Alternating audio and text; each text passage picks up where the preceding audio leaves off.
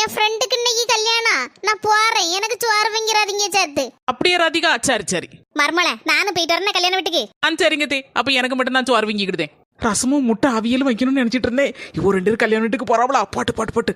நாக்குக்கு ருசியா நல்லதா ஏதாவது செய்து திங்கணும். என்ன ஒரு நல்ல வாசனை. எம்மா, பொரோஸ்ல இருந்து அந்த வாசனை வருதுன்னு நினைக்கேன். வாமா போய் பாப்போம்.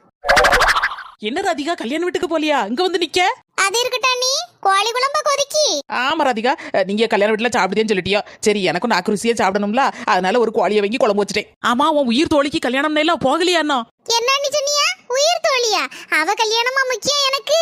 இங்க ஒரு கோழி எனக்காண்டி உயிர் கொடுத்து தக தக தகன்னு கொதிச்சுட்டு கிடக்க பத்தியல, அதுதான் எனக்கு முக்கியம். முதல்ல கோழி குழம்பு ஊத்துங்க, சோத்த போடுங்க, திங்கிட்டுனா. ஆமா மர்மல, உயிர் தோழியை விட உயிர் கொடுத்து கோழி தான் முக்கியம்.